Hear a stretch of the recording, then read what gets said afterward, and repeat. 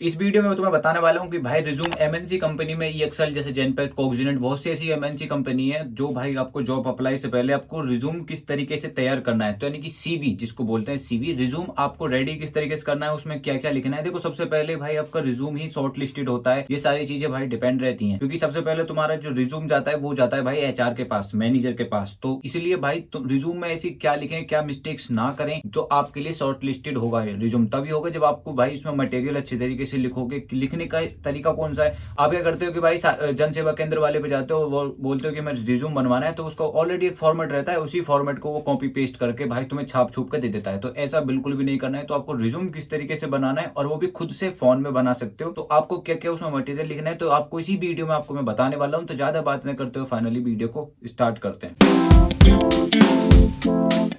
Hello दोस्तों, कैसे सुन रहे चच्चों में सोचता हूँ सुबह रोम रोम दिलता है। सो फाइनली आज तुम्हें बताने वाला हूँ इस वीडियो में भाई रिज्यूम किस तरीके से तैयार करना है, रिज्यूम अपना कैसे प्रिपेयर करें। कोई फ्रेशर कैंडिडेट है, कोई एक्सपीरियंस वाला भी कैंडिडेट, तो एक्सपीरियंस को क्या क्या उन चीजों को पॉइंट आउट्स में आपको बताऊंगा, क्या क्या ध्यान देना है, क्या क्या आपको लिखना है। अगर कोई फ्रेशर है तो आपको वो क्या क्या इसमें स्किल्स लिखनी है, सारी चीजें इस वीडियो में आपको बताने वाला हूँ। तो फाइनली मैंने अब एक फॉर्मेट पहले भी ऑलरेडी एक वीडियो बनाई हुई है, जो कैंडिडेट वो वीडियो देख चुके हैं तो उनको तो पता होगी, और जो कैंडिडेट अभी नहीं जुड़े हो मेरी फैमिली से तो उनको नहीं पता कि रिज्यूम किस तरीके से तैयार करना है। तो मेरे फोन में एक फॉर्मेट है रिज्यूम का ऑलरेडी, ठीक है, जो मेरा एक रिज्यूम है, और मैं आपको एक बताने वाला हूँ, साथ में आपको मैं फॉर्मेट भी प्रोवाइड करने वाला हूँ कि फॉर्मेट ये लो कि सैंपल दे दूंगा, आप वहां से भी एडिट करके आप कर सकते हो। तो करना किस तरीके से वो आपको मैं बता देता हूँ। मैंने अपने रिज्यूम का पीडीएफ खोल लिया है फॉर्मेट, तो आपको स्क्रीन पे भी शो हो रहा होगा, आप देख सकते हो, ठीक है। तो सबसे पहले आपको ये फॉर्मेट है पूरा 2 पेज का है, ठीक है। कभी भी रिज्यूम बनाओ फ्रेशर के लिए 1 पेज चलेगा और एक्सपीरियंस के लिए 2 पेज चलेगा, 2 से ज्यादा मत बनाओ। कभी पता लगे पूरी कॉपी बना के ले जा रहे हो रिज्यूम की, पढ़ने में उससे इतना टाइम लग रहा है, तो ज्यादा से ज्यादा बस 2 पेज हो सकता है, तो 1 पेज नहीं तो 2 पेज। 2 पेज में इसलिए क्योंकि आपकी स्किल्स वगैरह है और उसमें जो रिस्पॉन्सिबिलिटीज वगैरह होती है उसमें लिखने में आपको आसानी हो जाती है, तो आपको काटा पीटी की जरूरत नहीं पड़ती।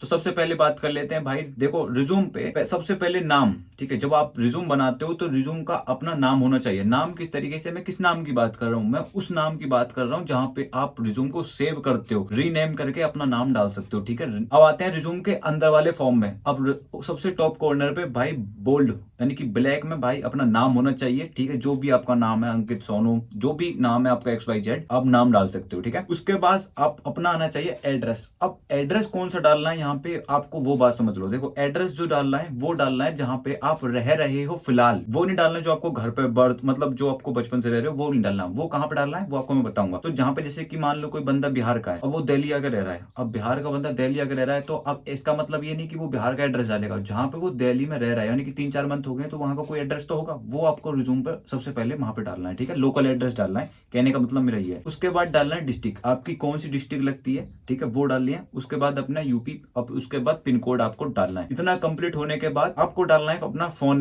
नंबर रिज्यूम, इसी नंबर पे आपका फोन नंबर, अपना फोन नंबर वो डालना है जो आपका पर्सनल हो, बैंक वगैरह में जो ऐड हो, आधार कार्ड वगैरह में जो ऐड हो, वो अपना पर्सनल डालना है। ऐसा नहीं कि कोई टेम्परेरी फोन नंबर डाल दिया काम चलाओ, ऐसा बिल्कुल भी नहीं, क्योंकि आपका जो पीएफ वगैरह कटता है तो उसमें भी आपका हो सकता है, ठीक है। चौथे नंबर पर डालनी है आपकी भाई ईमेल आईडी। ईमेल आईडी वो ईमेल आईडी डालनी है जो आपकी पर्सनल ईमेल आईडी है, जो जो कागजों में भी यूज होती है, वो पर्सनल आईडी आपको ईमेल आईडी यहाँ पे डालनी है, ठीक है। उसके बाद आते हैं कैरियर ऑब्जेक्टिव। इसमें क्या डालना है, कैरियर ऑब्जेक्टिव में आपको स्क्रीन पे शो हो रहा होगा रिज्यूम ऑलरेडी, तो उसमें आपको सेम कॉपी पेस्ट कर देनी है। कोई एक्सपीरियंस वाला हो या कोई फ्रेशर वाला कैंडिडेट हो, वो इसमें आप डाल सकते हो अपने रिज्यूम में, ठीक है। उसके बाद आते हैं भाई क्वालिफिकेशंस वगैरह। सबसे पहले क्वालिफिकेशंस वगैरह में क्राइटेरिया है, मैंने कॉलम बना रखे हैं ऑलरेडी, आप यहाँ पे एडिट करके नाम डाल के अपना डिटेल्स भर सकते हो, ठीक है। मैंने एक सैंपल दिया हुआ है आपको। तो सबसे पहले आ जाते हैं डिग्री। डिग्री में स्टार्टिंग करेंगे जो आपकी हाईएस्ट डिग्री है, यानी कि आपको पोस्ट ग्रेजुएट हो या फिर ग्रेजुएट हो, अपने 12th करिए 10th करिए, तो यहाँ पर डिग्री डालनी है। सबसे पहले कॉलम में आ जाएगा आपकी डिग्री। सेकंड कॉलम में आ जाएगा इंस्टीट्यूट, आपने जिस कॉलेज से पास आउट करी है डिग्री उसका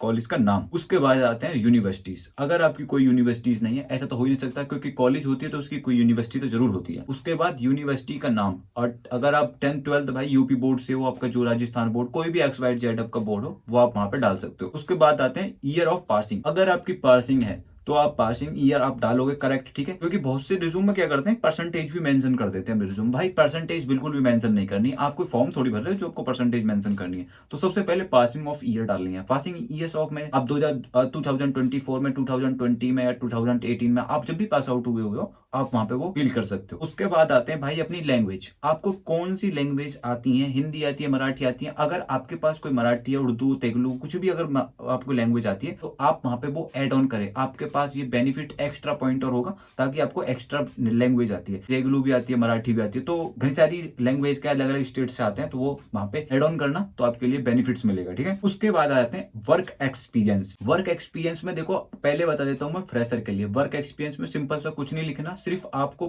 फ्रेशर डालना है बस। अगर कोई कैंडिडेट एक्सपीरियंस वाला है तो एक्सपीरियंस में आपको डालना क्या है, क्या आपको एक एग्जांपल के तौर पे कंपनी का नाम लिख रखा है, ठीक है। तो यहाँ पे लिखना है वर्क इन प्रोसेस एसोसिएट। लिखने का तरीका देखो, work in process associate dash आपका जिस प्रोसेस का है उस प्रोसेस का नाम। पहले देखो मॉर्गेज इंश्योरेंस इन कंपनी का नाम, ठीक है, XYZ कंपनी का नाम, यूनिट ऑफ द एनालाइजर, आप उस कंपनी की यूनिट क्या है। जैसे घनी सारी ब्रांच खुली होती है, उसकी कोई एक यूनिट होती है ना कंट्रोल करने वाली, तो यूनिट कौन सी है, तो यानी कि भाई आप यूनिट डालोगे। उसके बाद अपना डेट ऑफ ज्वाइनिंग, यानी कि आपकी ज्वाइनिंग कब है, ठीक है। ज्वाइनिंग की डालने के बाद अपना लास्ट कब है, अगर आपके कंटिन्यू चल रही है तो परस्यूइंग आप डाल सकते हो, ठीक है, अभी आप कंटिन्यू वर्किंग हो तो। उसके बाद डालते हैं सॉफ्ट स्किल्स में। सॉफ्ट स्किल्स में आपको कुछ एक दो पॉइंट्स ऑफ मेंशन करने पड़ेंगे। सॉफ्ट स्किल्स में आपको क्या मेंशन करने पड़ेंगे, सबसे पहले बात आती है क्विक लर्नर, ठीक है। मैंने डेड डैश करके कुछ पॉइंट्स लिखे हुए छोटे छोटे पॉइंट में, यानी कि क्विक लर्नर, सेल्फ स्टार्टर, ठीक है। और उसके बाद eyes of details, creative thinker, practical, well organised and with good communication skills वगैरह, ये मैंने यहाँ पे कुछ ऐसे पॉइंट्स मेंशन कर रखे हैं। आप भी इन पॉइंट्स को अगर आप रिज्यूम बना रहे हो तो जरूर डालना, आपका बहुत अच्छा इंप्रेशन पड़ेगा एचआर के ऊपर, ठीक है। उसके बाद डालते हैं हम स्ट्रेंथ। स्ट्रेंथ में आपको एक दो पॉइंट यहाँ पे एड ऑन करने हैं, मैंने कुछ रिज्यूम में लिख रखे हैं लेकिन मैं आपको बता रहा हूँ एड ऑन भी करने। सबसे पहले आपको पॉजिटिव थिंकर, भैया पॉजिटिव थिंकिंग आपकी होनी चाहिए। साथ में communication skills, hard working and smart thinking, hard working हो साथ में स्मार्ट थिंकिंग भी हो, आप ये भी चीज आपको पॉइंट ऑफ नोट करनी है इसमें। उसके बाद आते हैं भाई अपनी रिस्पॉन्सिबिलिटीज के ऊपर, मैंने 2 लाइन एड ऑन करी है। अगर आपके माइंड में अगर कोई एक दो पॉइंट और आते हैं तो वो आप भी वहां पे नोट आउट कर सकते हो, लिख सकते हो, ठीक है, रिज्यूम में। अब बात आती है भाई रिस्पॉन्सिबिलिटीज। अब देखो मैंने कुछ रिस्पॉन्सिबिलिटीज लिखी है अपने वर्क से रिलेटेड, ठीक है। मेरा पहले का रिज्यूम है, बहुत पहले का रिज्यूम है, मैंने कुछ रिस्पॉन्सिबिलिटीज लिखी है पॉइंट वाइज पॉइंट में, ठीक है। मैंने कोई एक्सप्लेन नहीं करा है, मैंने पॉइंट वाइज पॉइंट में सिर्फ अपनी डिटेल्स बताई है जो हम प्रोसेस में वर्क करते थे।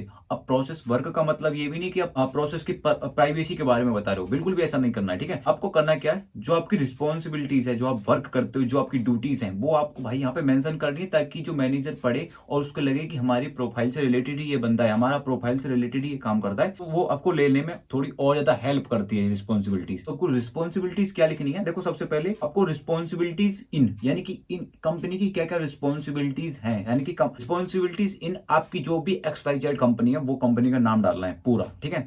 उसके बाद आपको स्टेप बाय स्टेप में रिस्पॉन्सिबिलिटीज लिखनी है, जैसे कि मैंने इसमें लिखा है task received from front desk smart की ऑन डेली बेसिस। जैसे कि हमको जो कंप्यूटर लॉगिन करते थे तो फ्रंट बेस पे हमें टास्क आता था, ठीक है। हम जैसे लॉगिन करते थे फ्रंट डेस्क पे हमको टास्क आता था। टास्क आने के बाद हम क्या करते थे उसको, तो सबसे पहले हम after receiving first check deadline, हम उस टास्क की डेडलाइन चेक करते थे कि डेडलाइन कब की है, हमको उस डेडलाइन से पहले उस टास्क को फिनिश करना होता था, तो वो हम सारी चीजें देखते थे। तीसरे पॉइंट में उन्हें लॉग इन स्मार्ट की and software open the window, यानी कि हम जिस विंडो में हम काम करते थे वो हम लॉग इन करते थे, ओपन करके हम स्टार्ट करते थे काम को, ठीक है। उसके बाद लिखा हुआ है कि विच वी अपडेट केयरफुली, यानी कि जो हम उस वर्क जो प्रोसेस में हम वर्क करते थे उसके बारे में हम एक दो पॉइंट्स मेंशन करेंगे यहाँ पे, जैसे कि विच वी अपडेट केयरफुली, यानी कि SSN number, first name, last name, middle name, also, यानी कि भाई बहुत से ऐसे नाम हैं जो हमको वहां पे डालने होते थे, कॉलम्स मैंडेटरी थे फिल करने, वो हमको बस यहाँ पे एक दो पॉइंट्स आप मेंशन कर सकते हो, ठीक है। उसके बाद लास्ट में अगर कुछ एक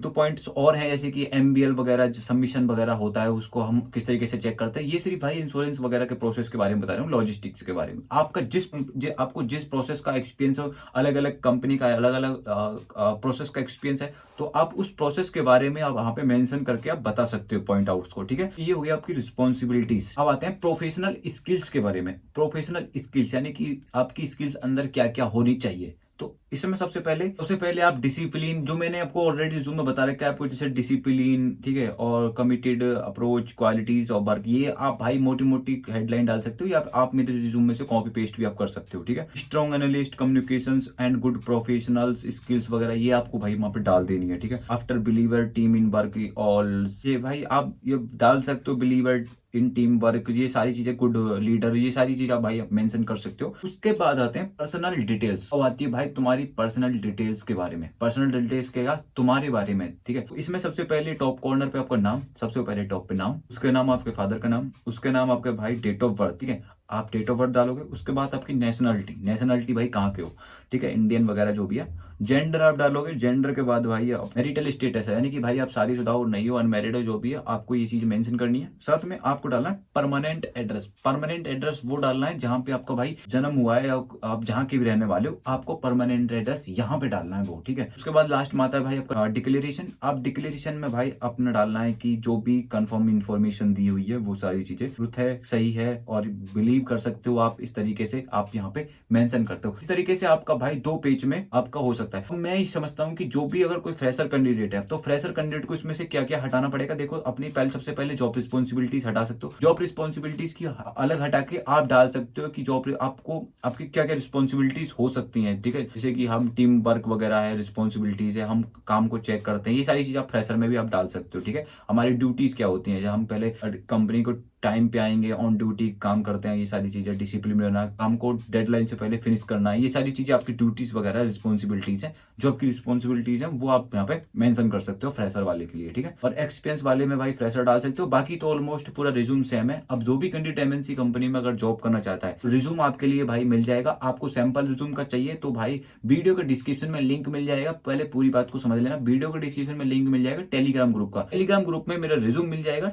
इस आपको भाई यहाँ रिज्यूम डाउनलोड करके आप रिज्यूम बना सकते हो, अपना सीवी वगैरह तैयार कर सकते हो। वीडियो के डिस्क्रिप्शन में टेलीग्राम का ग्रुप का लिंक है, आप वहां से भी चेकआउट कर सकते हो, ठीक है। और आपको एक चीज और बता दूं भाई, मेरा ना एक सेकंड चैनल और है दा रवि लॉ के नाम से, ठीक है। वो दा रवि फैमिली का नाम से था पहले, मैंने नाम चेंज करते दा रवि लॉ के नाम से। आप मेरे सेकंड चैनल को वीडियो के डिस्क्रिप्शन में भी लिंक मिल जाएगी चैनल की, आप सब्सक्राइब कर सकते हो। जैसे आप इस चैनल को सब्सक्राइब करोगे तो आप उसको भी भाई यहाँ पे भी में सब्सक्राइब कर सकते हो। आपको मैं एक चीज बता दूं, यहाँ पे भाई मैं एमएनसी कंपनी की जॉब हायरिंग की रिलेटेड अपडेट मैं आपको देता रहता हूँ। अगर आप भी जॉब लेना चाहते हो और फ्रेशर कैंडिडेट हो, एक्सपीरियंस कैंडिडेट हो, तो आप स्विच करना चाहते हो, आपके लिए ये चैनल बहुत ज्यादा सफिशिएंट रहने वाला है। तो इसीलिए मेरे चैनल को सब्सक्राइब कर लो। मिलते हैं किसी नेक्स्ट आइडिया में, तब तक के लिए भाई जय हिंद।